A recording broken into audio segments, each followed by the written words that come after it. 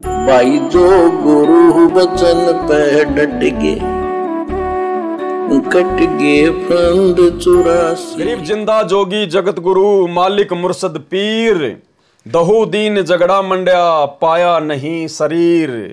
संत गरीबदास जी ने बताया है कि जो जिंदा बाबा के वेश में जगत गुरु जो स्वयं मालिक है, सच्चा ज्ञान देने वाला है, मुर्शद अर्थात पैगंबर व पीर है, गुरु है, वह जिस समय मगहर स्थान से सतलोक गए तो उनका शरीर नहीं मिला था, केवल सुगंधित फूल मिले थे। वह जिंदा बाबा काशी शहर में रहने वाला कबीर जुलाहा था। उनके शिष्य हिंदू तथा मुसलमान दोनों हुए थे।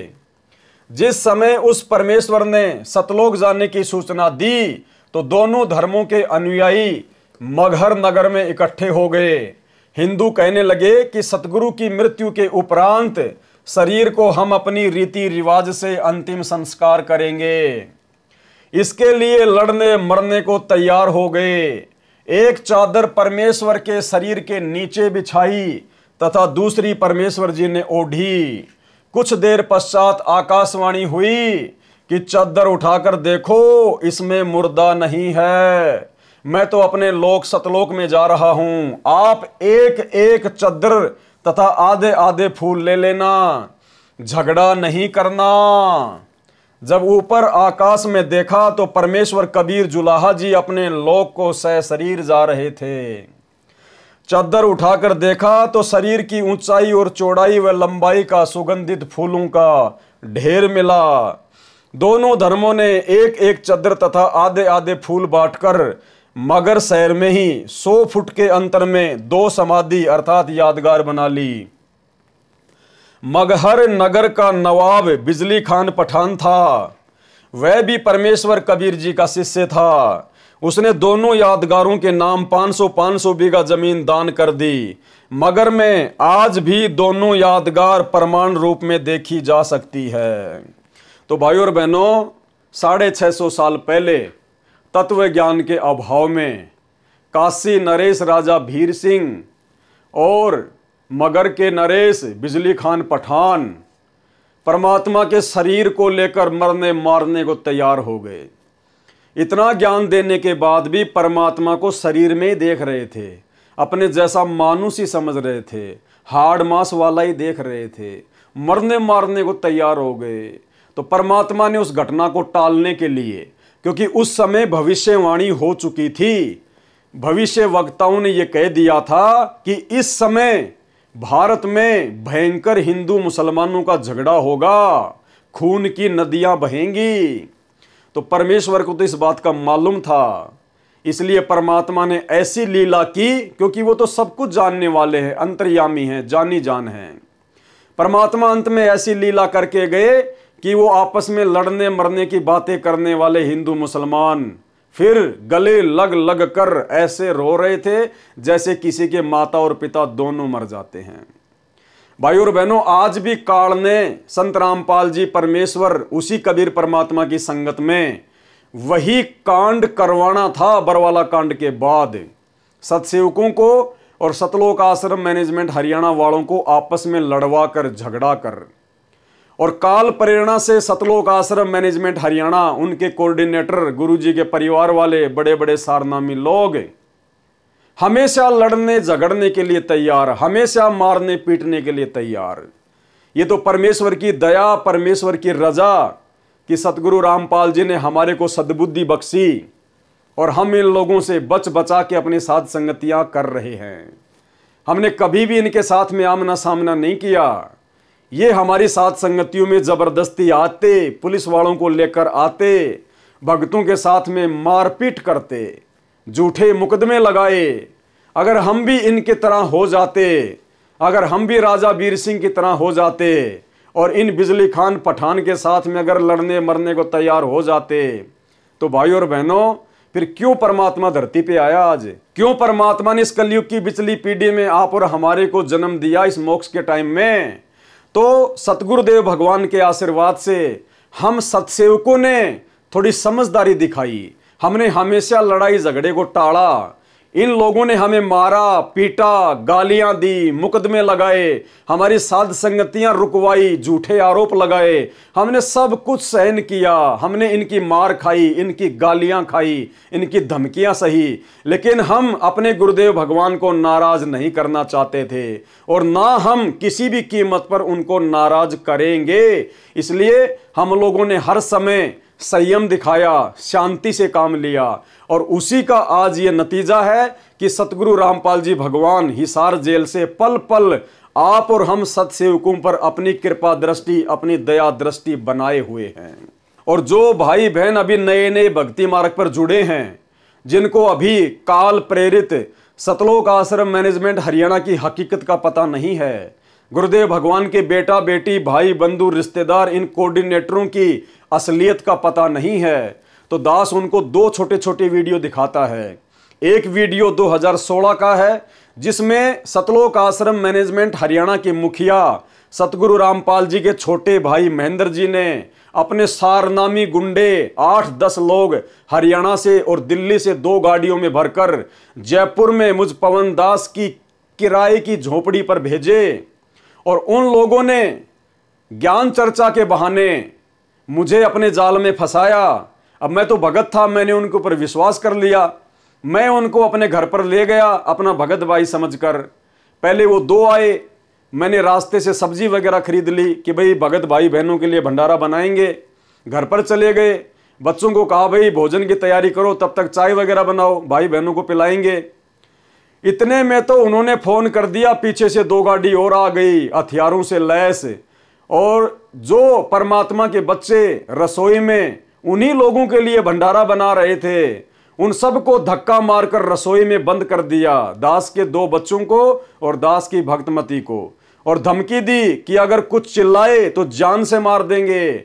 और फिर मुझ पवन दास के ऊपर उन 8-10 सारनामी सतलोक आश्रम मैनेजमेंट हरियाणा वालों ने ताबड़तोड़ बैस बॉल से हमला कर दिया। 10 मिनट तक मुझे जानवर की तरह मारा। वो छोटा सा वीडियो दास आपके सामने पेश कर रहा है, देख लेना भाई और बहनों। लेकिन फिर भी सतगुरु रामपाल जी भगवान के आशीर्वाद से दास ने संयम बरता। दास ने उनके प्रति अपने मन में कोई दोष पैदा नहीं किया, ना दास ने उनको उस समय, भाई अगर वो 20 मार रहे थे तो 2 तो मैं भी मार सकता था, लेकिन दास को परमात्मा का विधान पता है। वो भले मुझे लाख मारे, उनके कर्म उनके पास, मैंने अगर एक भी उनको मार दिया तो उस एक का मुझे दंड भोगना पड़ेगा। ये परमात्मा का विधान है। और यदि मैं हाथ उठा लेता तो परमात्मा फिर मेरी रक्षा नहीं करता। जिस प्रकार त्रेता में जो प्रहलाद भगत था, उसने सहा, यातनाएं सही, उसने मार खाई और अंत में फिर विजय भी उसी की हुई। अगर वो प्रहलाद अगर वो डंडा उठा लेता या किसी और से सहायता मांग लेता कि मेरा बाप मुझे परेशान कर रहा है, तो भाई और बहनों फिर परमात्मा उस प्रहलाद की रक्षा नहीं करता। फिर जो प्रहलाद के हाथ में जो डंडा होता, फिर परमात्मा कह देता बेटा तेरा भगवान तो ये डंडा है, तेरे को तो डंडे पे विश्वास है, अब तेरी रक्षा डंडा ही करेगा, जब तक तेरे हाथ में डंडा है तब तक मैं नहीं आने वाला। तो दास को परमात्मा के विधान का पता है, इसलिए दास ने उफ तक नहीं की, दास ने एक हाथ भी उनकी तरफ नहीं किया। जितना उन्होंने मारा, जब तक वो मार सकते थे, आप जी देख सकते हैं वीडियो में किस कदर उन्होंने दास को पूरी तरह से मार मार के लाल कर दिया। और वो लोग यहाँ आए, उस गाड़ी में 5-6 लोग और आए तकरीबन, सारे लोग हथियारों से लैस थे, बेसबॉल रोड और हॉकी थी उनके पास में। सारे लोग मतलब कि जूतू समेत मालिक के दरबार में यहाँ अंदर आ गए और आते ही सबसे पहले उन्होंने दास को थप्पड़ मारा। थप्पड़ मारने के बाद में जितने भी जो लोग थे सबने दास के ऊपर ताबड़तोड़ हमला कर दिया। तकरीबन 7-8 मिनट तक उन्होंने दास को हॉकी, बेसबॉल और रोड से जो मतलब नीचे पटक के उन्होंने दास को बुरी तरीके से मारा है। आज बंदी छोड़ का पंजा दास के हाथ पे था, वरना पुण्यात्माओं जिस तरीके से वो दास को मार रहे थे, जो मतलब भैंसा नहीं बच पाता, भैंसा भी उनकी मार से मर जाता, लेकिन साहिब की दया थी। और बीच में जो अपने जो डॉक्टर भगत जी हैं, उन्होंने दास का बीच बचाव किया, नहीं तो वरना स्टूल उठा के वो लोग दास के जो सर पे भी जो है मारने की पूरी कोशिश कर रहे थे वो लोग। अब दास आप जी को थोड़ा सा पुण्यात्माओं दिखाना चाहेगा कि कहाँ कहाँ दास के जो है मतलब बेसबॉल वगैरह से जो चोटें आई है। पुण्यात्माओं यहाँ उन लोगों ने मारा है, पीछे कुछ हो सकता है पीठ पे भी दास की चोटें पड़ी हों। दूसरा इस तरफ यहाँ पे उन्होंने पूरा दास को बेसबॉल वगैरह से मारा है। नीचे भी लो। और उसके बाद में यहाँ देखिए पुण्यात्माओं, ये पैर दास का यहाँ से सूज रहा है, ये थोड़ा सा ऊपर ले बैठा, हाँ ऐसे यहाँ से इन्होंने किया है अच्छी तरीके से बेसबॉल से। उसके बाद में यहाँ पे इन लोगों ने मारा है, जहाँ जहाँ उनको मन में आया उस तरीके से पुण्यात्माओं उन लोगों ने दास के साथ में जानवर जैसा व्यवहार किया है। इसके बाद में दूसरी घटना मध्य प्रदेश की है, जहां पर हम बरवाला कांड के बाद भाई बहनों को समझाने के लिए गए हुए थे और मध्य प्रदेश के स्टेट कोऑर्डिनेटर विष्णु साहू अपने 10-15 साथियों के साथ 2 गाड़ियां लेकर, तलवार वगैरह लेकर, हथियार वगैरह लेकर, डंडे वगैरह लेकर पहुंच गया और रमेणी चल रही थी। इन लोगों को शर्म भी नहीं आई। रमेणी के बीच में इन लोगों ने मुझ पवन दास के ऊपर हमला कर दिया और किस प्रकार से ये लोग मुझे लठों से मार रहे हैं आप जी देख सकते हैं। जब मैं मार रहा हूँ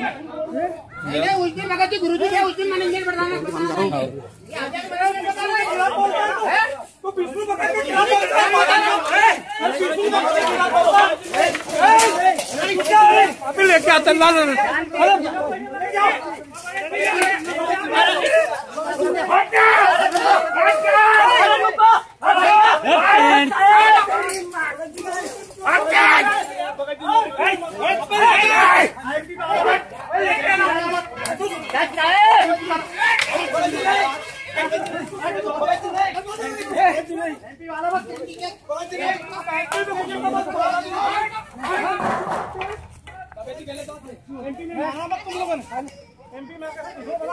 वहां भी दास ने इनके खिलाफ एक भी कोई ऐसी हरकत नहीं की, ना दास ने कोई हाथ उठाया। इन्होंने मारा, दास ने मार खाई और दास वहां से भागकर आ गया।